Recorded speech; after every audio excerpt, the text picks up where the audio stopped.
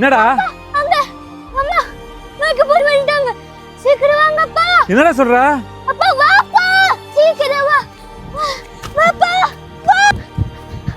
அம்மா அப்பா சீக்கிரம் வாப்பா. அம்மா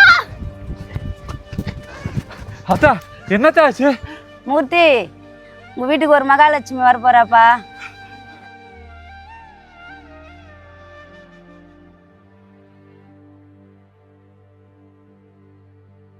அதான் என்னத்தா சொல்ற?